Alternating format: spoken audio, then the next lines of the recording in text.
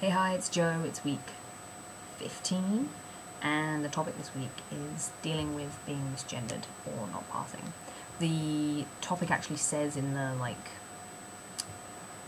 hosts file of topics, it actually says also dealing with dysphoria, but I think actually dealing with dysphoria is quite a huge topic and isn't in the same area exactly as dealing with it being misgendered. So I'm going to go ahead and say, if you've already made your video, other hosts, don't worry about it.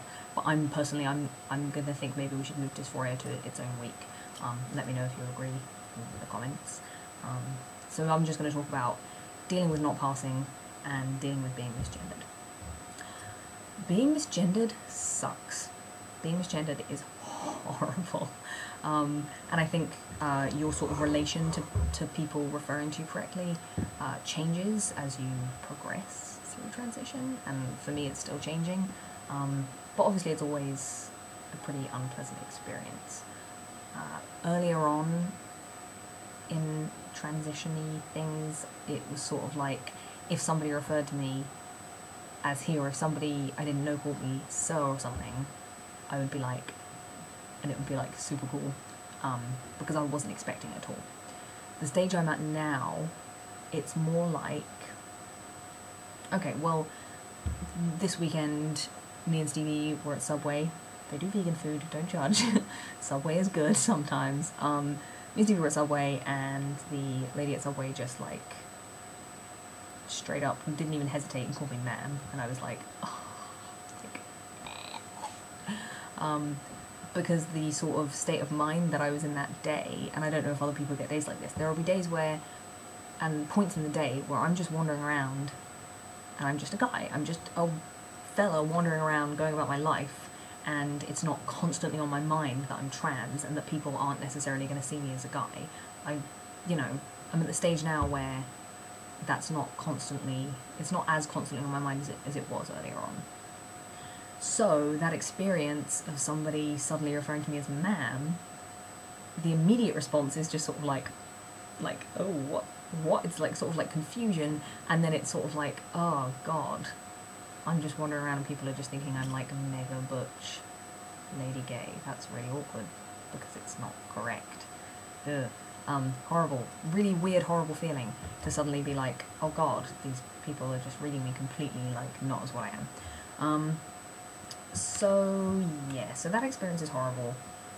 What I likened it to, me and Stevie were talking about it afterwards, and I said it sort of feels, the only thing I can think of that it might be similar to that cis people could understand would be you've been hanging out with some friends being silly and you've drawn something on your face and you've forgotten, and then you leave and go and get on with your day, and you're wandering about your day with this something drawn on your face,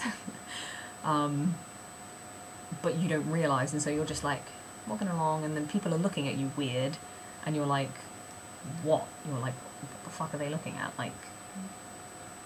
And it's because you have something on your face.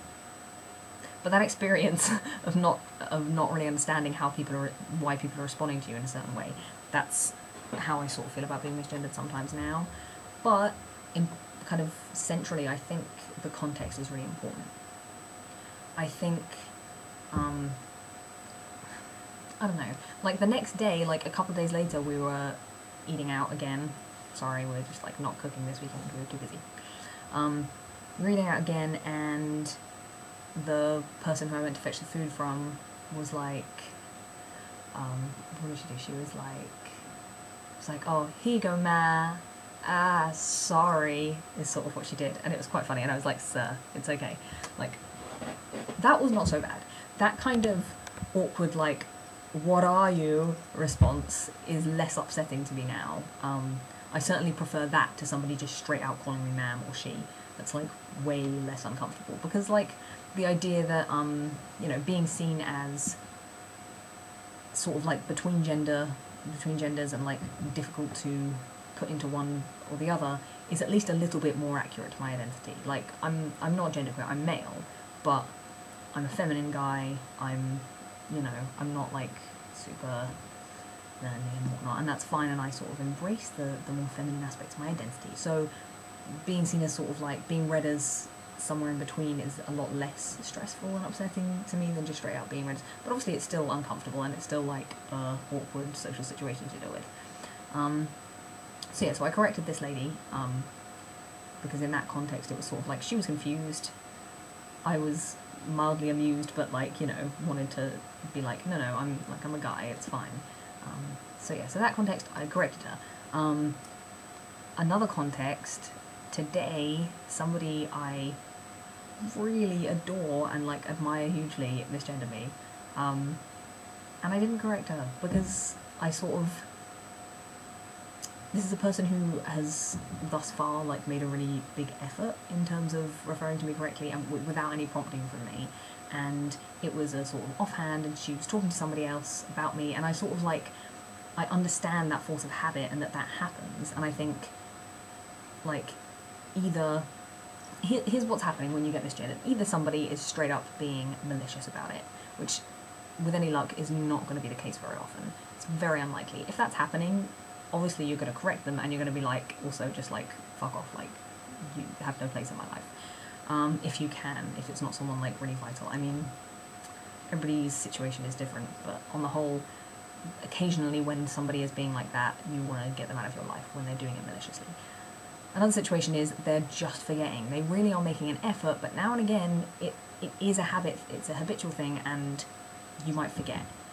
In those situations, personally, I don't correct the person, because either they really didn't notice it happening, in which case, like, don't worry about it, it probably won't happen again, like, whatever, or they noticed and they're, like, mega embarrassed about it, in which case bringing it up isn't helpful, it's just going to make them more embarrassed and you more embarrassed and, like, embarrassed.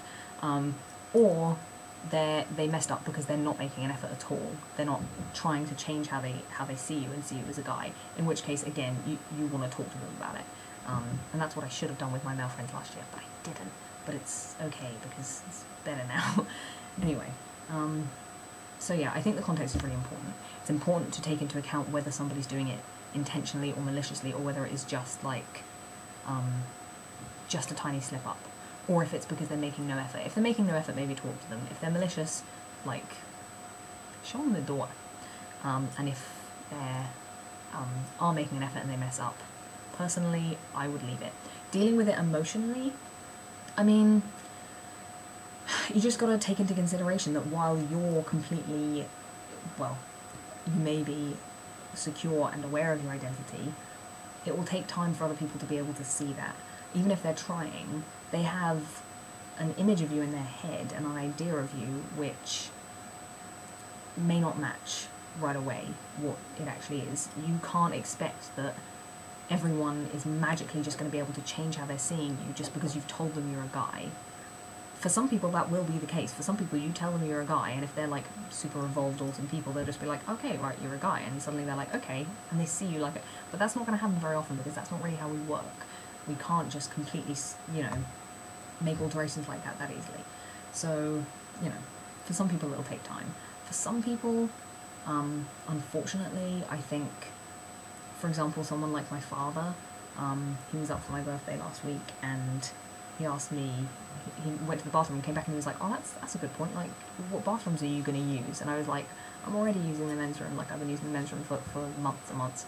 And he was like, oh, and you don't get, you know, nobody says anything to you. And I was like, no, most people, like, do see me as a guy now. And he was like, oh, right. And I was like, but, you know, and I said, you know, it's different for you because you have seen me a certain way for so long, and because he doesn't see me very often, it's going to take time. And I also think some people fall into a category where, you know, they're going to find it difficult to see you as male until you start to look and sound more male. And that really sucks. It's horrible, especially if you don't necessarily want any kind of medical transition. That's really difficult, and you have to find other ways around that. But you know, this was a bit of a shambles, and it's also really late. I'm sorry. I was travelling back from London today, and I just finished seminars and whatnot. Upshot, take into consideration whether someone's being malicious or not, and in terms of dealing with the feelings yourself, just know, like, it'll happen.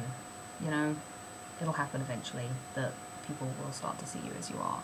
It just takes time. I mean, for me personally, it took quite a long time for me myself to even see me correctly, to figure out, you know, to understand my gender properly. And so I guess I have quite a lot of patience for other people doing the same thing.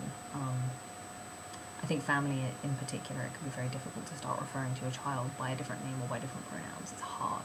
So, you know, patience, I'm afraid, is the only advice I really have. It's patience. And, I mean, you can do all you can to look as manly as you can. Weird thing, I started wearing this earring because I, like, found it around, like, in amongst my, like, junk.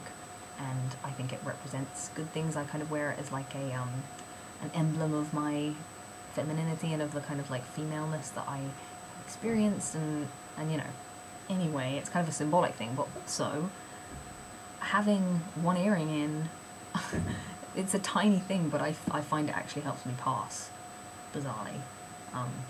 So, you know, if you find something tiny like that, even if it's only working in a sort of psychological way in that it makes you more confident, it makes you feel like you're going to pass better, and so you do, like, if you can find something like that, it might sort of help.